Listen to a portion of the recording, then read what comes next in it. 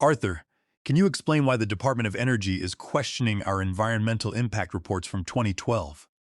That was 8:54 a.m. on a Monday, and by that point, I had already refilled my travel mug twice with break room coffee that tasted like burnt regret. But I could fix this, just like I fixed the 6 other client freakouts last week and the 4 compliance crises the week before that.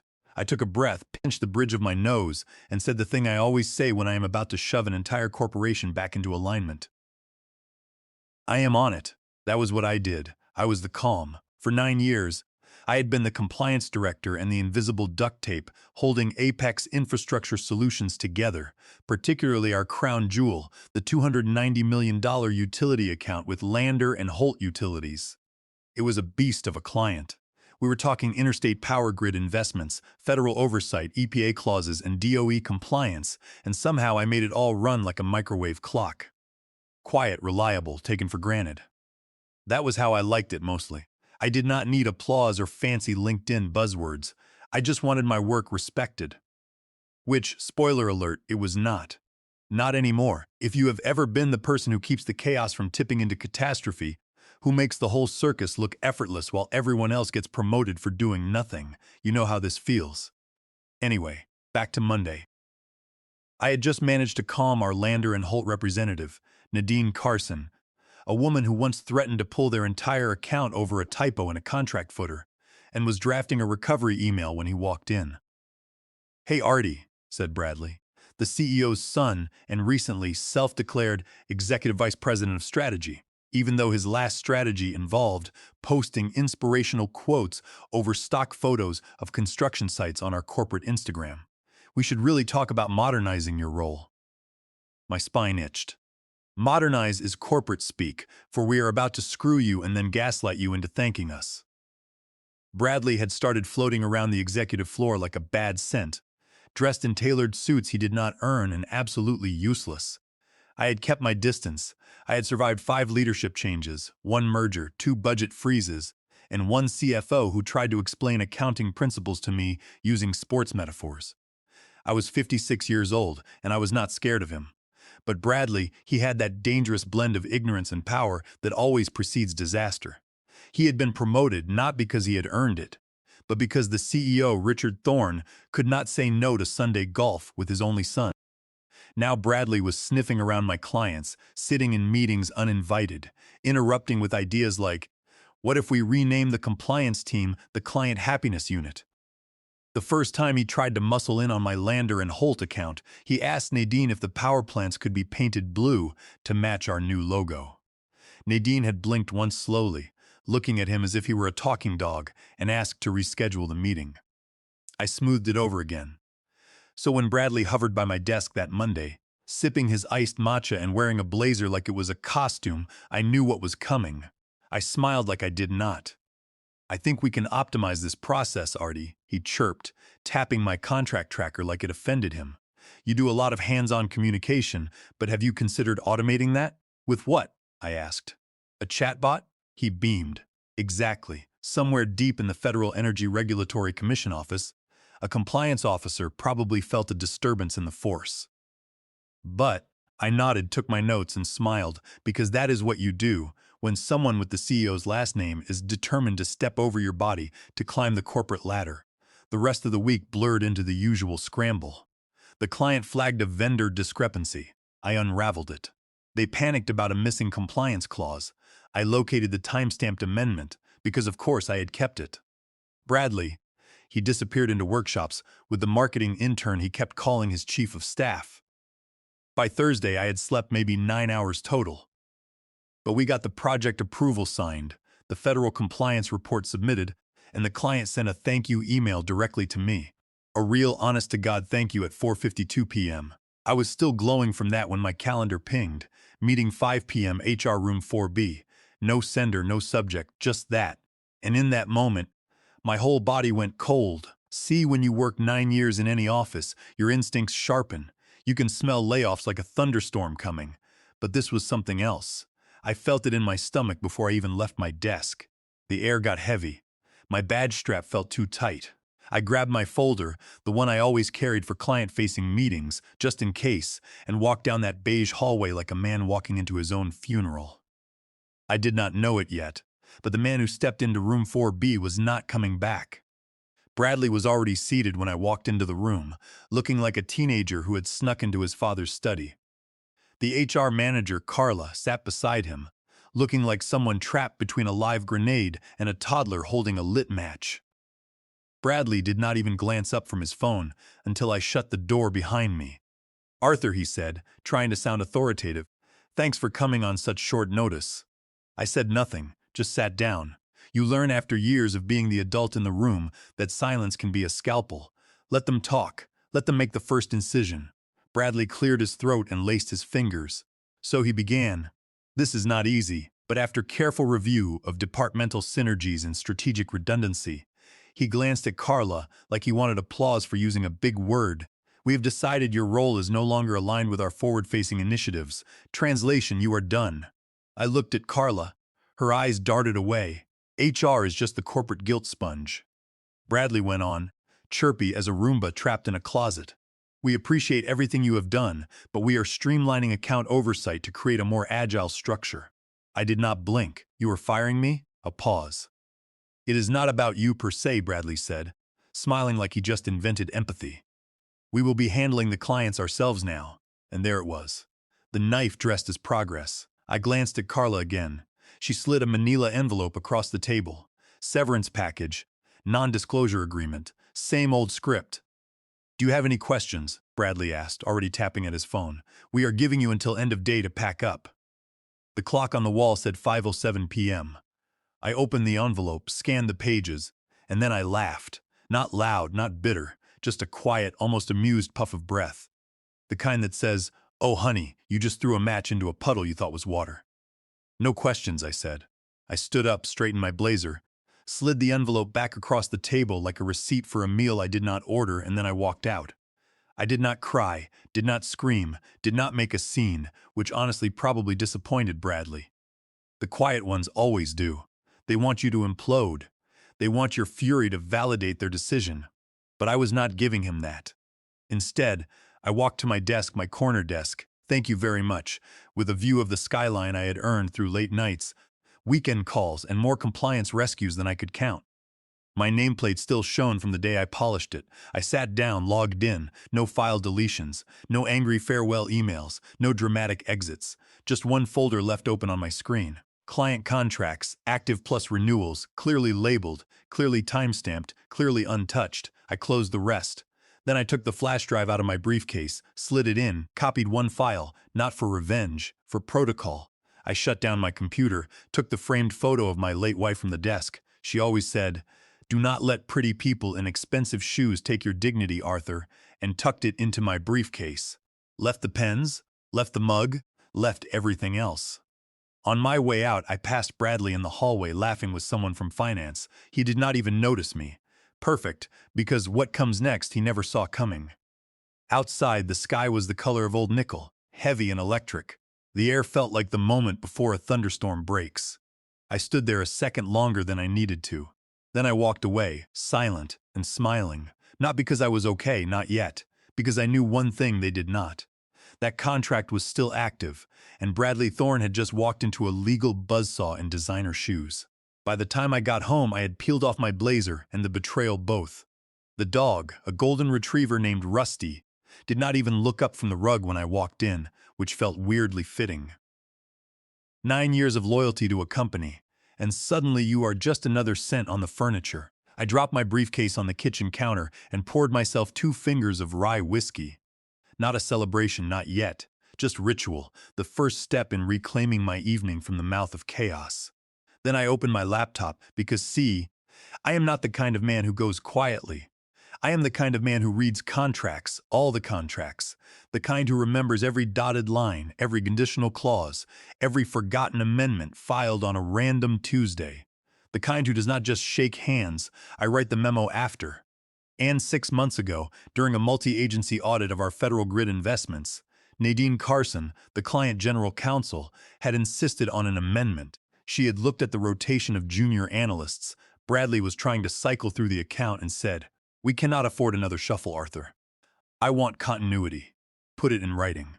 So we did. Amendment 9C, Section 14C, tied to Contract 3B290. It was executed, time-stamped, signed, and still active. And it invoked Federal Acquisition Regulation Clause 52237-7, the Key Personnel Clause. In plain English, the regulation meant Apex Infrastructure Solutions could not divert or replace me from the account without the written consent of Lander and Holt. If they did, it was not just a minor hiccup. It was a material breach of a federal contractor agreement, giving the client immediate grounds for default termination with cause. And guess who had signed that amendment? Bradley Thorne, EVP of Strategy, who had been so eager to sign off on the new terms to prove he was doing real work that he had not even bothered to read the legal addendum. Oh, Bradley, you sweet, clueless peacock. I did not forward the contract out of spite. I forwarded it because it was my job, even if they had just told me I did not have one anymore. I opened my personal email, drafted the message. Short, clinical, no adjectives, no flair, subject. Key personnel continuity risk, contract 3B290. Per the attached executed amendment dated April 4, I am formally flagging a compliance breach related to service continuity and key personnel diversion for the Lander and Holt Utilities account. Please confirm receipt. I attached the executed contract and the signed Amendment 9C. I CC'd Apex's internal legal counsel and their external compliance officer, and then I BCC'd Nadine Carson. Click. Sent. I stared at the screen for a full 30 seconds after. Whiskey untouched, heart like a steady drum. This was not revenge. This was documentation, my language, my blade. Then I scheduled a backup email to send at 7:45 a.m. the next morning. Same documents, different audience. The CFO, Cheryl, the VP of Client Services, and 2 board members who had always been suspicious of Richard Thorne's nepotism. They would care. I shut the laptop, finally drank my whiskey, and let Rusty out. Something in the air had shifted. It was that faint electric ripple that hums through your bones when a thing is about to break. Bradley thought he had pulled off a power move, firing the gray-haired compliance director. He thought he could automate a system he had never bothered to understand. But what he had really done was amputate a limb he did not know was keeping the body alive. And now, the nerves were about to scream. The building's HVAC always kicked on around 7:58 a.m., but no one really noticed it until something was wrong. That morning, the air felt too cold, too loud, like the ductwork itself was whispering, "Pay attention." At 8:17 a.m., the whisper became a scream. The CEO, Richard Thorne, a man with gray temples and custom cufflinks who had once shaken hands with a U.S. senator and wiped it on his slacks afterward, opened his inbox to find a subject line no C-suite executive ever wants to see before their second espresso. Subject: Service termination, immediate risk flag, contract 3B290. He clicked it, read it, stopped and read it again. The general counsel for Lander and Holt Utilities had written it herself. Nadine Carson, a sharp, unsentimental woman who did not capitalize words unless they were about to cost you 7 zeros. The email was only 5 lines long, which made it worse. This correspondence is to confirm we have received documentation suggesting a breach of our service continuity agreement under Contract 3B290. Termination of Mr. Arthur Vance without prior client consultation constitutes a violation of FAR Clause 52.2377 and Contract Clause 14C. This is considered grounds for immediate contract reevaluation and default termination with cause. Please advise. There was no hello, no sign-off, just impact. Richard stared at the screen, time distorted. He heard the click of a pen in the next room. A phone rang. He did not answer. He read the words again. Default termination with cause. Please advise. He turned slowly to the left. Bradley's door was open. His son was at his desk, legs crossed, scrolling through his phone with the careless ease of someone who had never had to read a legal clause in his life. Richard stood up, not quickly, like a man surfacing from deep water. He crossed the executive suite in measured steps, stopped at his son's door and said barely above a whisper, "Tell me you did not fire Arthur Vance." Bradley blinked. "What?" Richard's hand tightened around the printout. He did not repeat himself, just walked in and set the paper gently on Bradley's keyboard. Bradley read the first line, paused, scrolled down, and scrolled back up. Then came the flutter of panic. That breathless stammer people get when they realize they just stepped on a landmine, they thought was a speed bump. I, I did not know his role was protected, Bradley said. Nobody told me about Clause 14, whatever. Richard looked at him the way you might look at a raccoon that had managed to open your fridge and eat raw chicken. Clause 14C, Richard said, voice low and tight, was the key personnel continuity clause in the amendment you authorized. You signed it. April 4th. No one flagged it, Bradley insisted, his face draining of color. Arthur did not need to flag it, Richard snapped, not yelling, just unraveling. Arthur wrote it. Bradley's mouth opened, but whatever excuse he was about to staple together died in his throat. Back at his desk, Richard's phone was already lighting up. Internal counsel, client services, the executive liaison. 1 missed call, 2, 3. He looked through the glass wall separating him from the rest of the office. The floor was starting to hum, not with sound, but with that silent rhythm of corporate panic. Shoulders tense, people walking faster, calendars pinging like smoke alarms. Richard turned back to his son. You do not get to streamline a $290 million account by firing the only person named in the compliance clause. I did not fire him, Bradley tried. I realigned the department. He was the key personnel, Richard said. So we renegotiate, Bradley said. He BCC'd the client GC on his exit email, Richard said. There is no renegotiating that. Bradley's face hardened, going for offense as he always did when cornered. Well, maybe if our company was not so reliant on one person. Richard's voice cut through him like ice water. If your last name were not mine, you would be updating our corporate Twitter bio right now. And just like that, the silence thickened. In the legal department, someone dropped a binder. A junior analyst in client services knocked over their coffee. Trying to pull up the contract logs, the weekly operations huddle was postponed without explanation. Richard sat down at his desk again, head in his hands, the document still open on his screen. Clause 14C stared back at him like a dare, and somewhere out in the city I sipped my coffee and watched the sky turn pink above the skyline. I knew. The first domino had fallen, and there were 8 more lined up behind it. By 10:02 a.m., it was no longer a whisper, it was a scramble. The legal team tore through document archives like a kitchen staff after a cockroach sighting. Pages flipping, folders opening, emails being searched by date, sender, attachment size, anything to prove there was a plan B. There was not. There was no alternate liaison filed with Lander and Holt, no formal transition memo, no delegated authority note. In fact, the only thing filed after my termination was Bradley's HR memo, where he proudly declared, in disturbingly breezy language, Arthur Vance has exited the organization as part of our restructuring initiative. His duties will be absorbed by the strategy team until further notice. That line, absorbed by the strategy team, it read like a high school group project excuse. As if Nadine Carson, whose calendar was stacked with federal regulators and 7-figure audits, was going to accept a baton passed to a 27-year-old with a minor in media psychology and a Canva addiction. By 10:38 a.m., client services had tried calling the Lander and Holt liaison 3 times. No answer. A 4th attempt went straight to voicemail.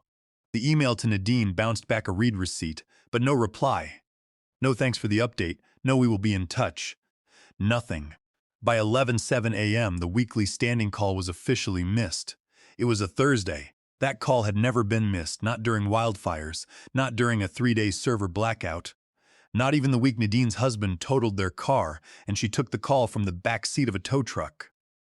The silence was the loudest thing in the building, so Richard called a meeting. No calendar invites, no prep docs, just 4 names and a room number scrawled on a whiteboard. CEO, legal, finance, Bradley. The walls of conference room 2C were glass, but the shades were pulled tight. Everyone passing by pretended not to notice. Inside, Richard paced. Legal opened with the facts, which came out clipped and cold like gunfire in a hallway. No successor liaison was designated. No client communication issued post-termination. No evidence of client consent prior to removal. No transition grace period enacted. Every time someone said no, Bradley's crossed arms got tighter. I do not see what the big deal is, Bradley said finally, his tone brittle. It is not like we fired a celebrity. She was the key personnel, said Cheryl. The CFO, her voice sharper than usual. That name was the compliance linchpin, not just the role. But that is just semantics, right? Bradley replied, reaching for his water bottle. We are the vendor, we decide the roles. No, said the internal counsel, adjusting her glasses. Not when the client mandates the personnel in a contract. That is not a suggestion, Bradley. That is enforceable, Bradley scoffed. Why did not anyone flag this earlier? Richard stopped pacing. Everyone froze. You signed it, Richard said flatly. You were the executive sponsor on the amendment. You pushed for control of all client-facing operations, so Arthur routed the final draft to you. You signed it without reading it. I thought he handled all that legal stuff, Bradley mumbled. He was the legal stuff, Cheryl muttered. No one laughed. Richard turned to the wall, hands on his hips, trying to breathe through the rising swell of panic pressing against his ribs. I want a number, he said. What is the damage if they walk? Cheryl flipped her tablet around. Projected Q4 revenue loss, $61.2 million. Contingency impact, loss of secondary accounts, vendor rating downgrade, and deferred payments from federal subcontractors. Total secondary impact, $142 million. Estimated time to recover, 18 months. The silence that followed was radioactive. Bradley broke first. Okay, we just need to rebuild trust. I will write a letter. I will fly to their headquarters, take them muffins. Or we can do a video, like Meet the New Team, style it like a docuseries, humanize it. Cheryl looked up from her screen. Muffins? A video? The internal counsel actually blinked as if she had been slapped. Richard did not say anything. He just picked up a whiteboard marker and snapped it in half without looking down. No one flinched, because they all knew the tip of the iceberg had just gouged through the hull, and there was no lifeboat labeled strategy team. By Thursday afternoon, operations had pulled the org chart. HR had double-checked the termination paperwork. Someone in compliance unearthed an internal memo from 2021 regarding nepotism policies. It turned out Bradley's promotion to EVP of Strategy, which put him in charge of operational compliance, violated a nepotism addendum that required 2 independent board approvals for immediate family members of C-suite executives in operational lead positions. No one had enforced it until now. While the office chewed on that, a second client emailed. Apex Infrastructure Solutions secondary account, a renewable energy vendor. Subject line, pending account freeze, request for clarification on strategic shift. In light of recent staffing changes and the lack of formal communication, we are placing all Q4 initiatives on temporary hold until we can verify alignment. That email hit finance like a second wave. Cheryl actually stood up from her desk and muttered, "You have got to be kidding me," loud enough to make the interns jump. Bradley panicked, but the kind of panic that still thinks it can be pretty. By 3:15 p.m., he was pacing his office barefoot, his expensive shoes discarded, his phone glued to his ear as he tried for the third time to call me. It went to voicemail. Of course it did. His voice, high and breathless, spilled into the digital ether. "Hi, Arthur. Hey, just wanted to check in. See how you are doing. We are working through a few hiccups, and I think it would be so helpful to reconnect, for continuity. No pressure. Just give me a ring." Beep. He tried again an hour later, the edge bleeding through. "Arthur, we need to talk. There has been some confusion. I would really appreciate if you could clarify some things.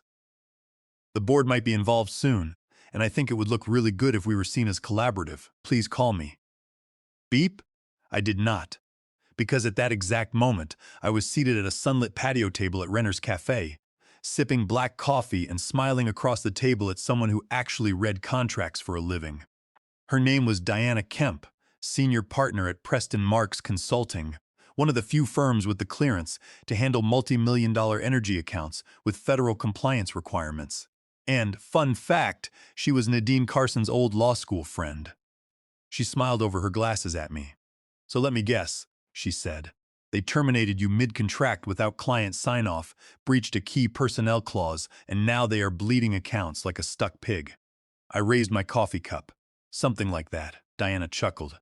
"Arthur, I have seen bad strategy. I have seen stupid strategy, but this," she leaned back in her chair, "this is gourmet." I shrugged.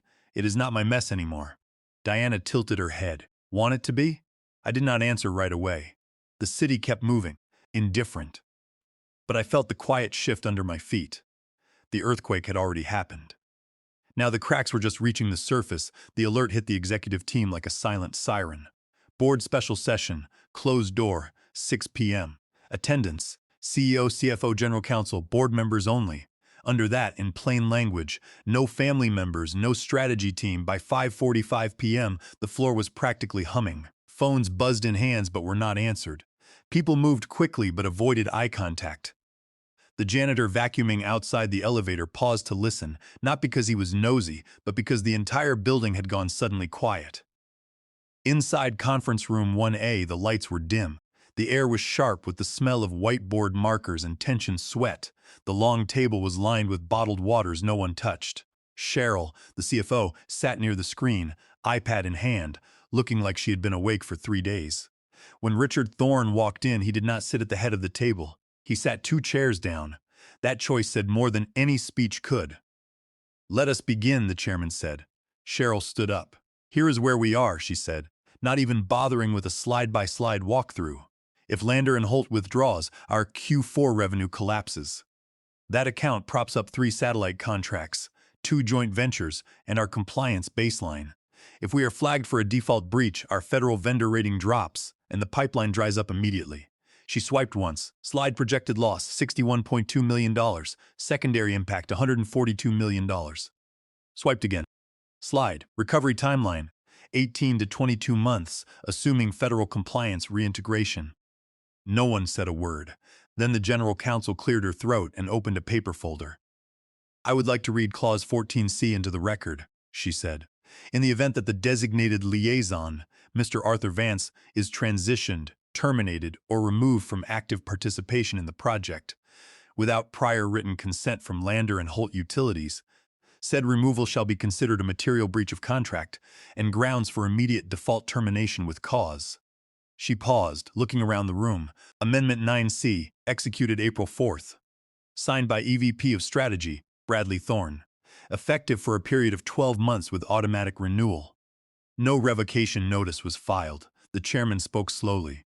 "So, not only did Bradley fire our key personnel mid-contract without client approval, he also violated a regulatory clause he signed himself and did not follow any notice period protocol."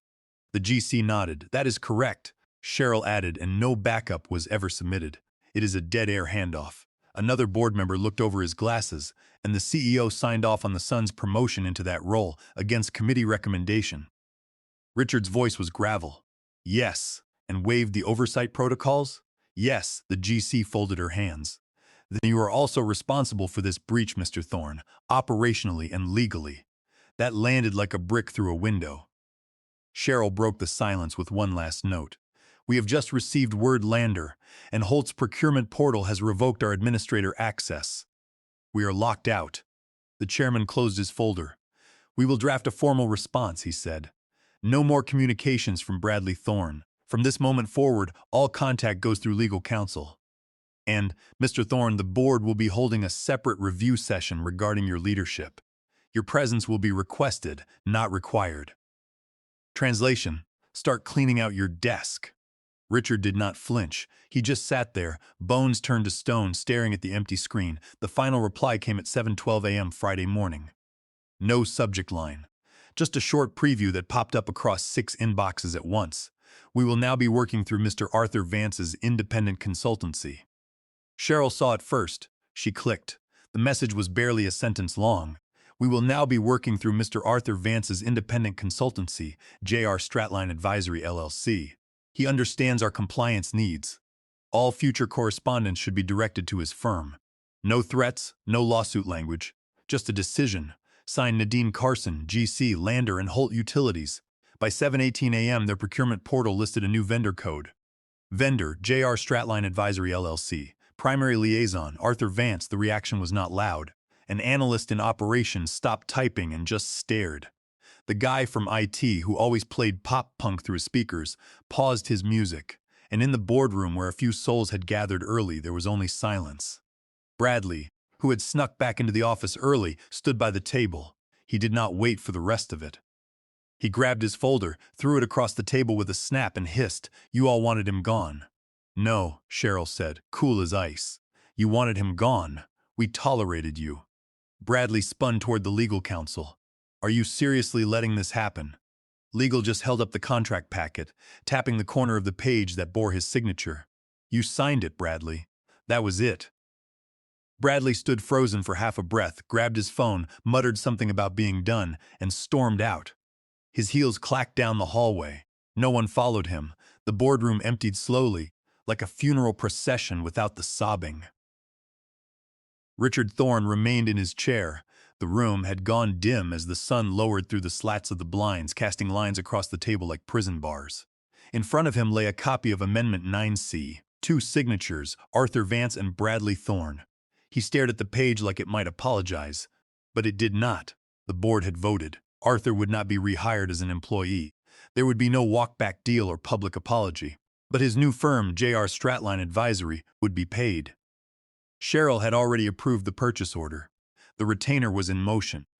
They had to pay Arthur's new consulting rates because there was no other option. They needed him, and he did not need them. Richard picked up the contract and let it fall. It made a soft sound, far too soft for how loud the truth had landed. Arthur had never raised his voice, never made a scene, never marched through the halls with a cardboard box.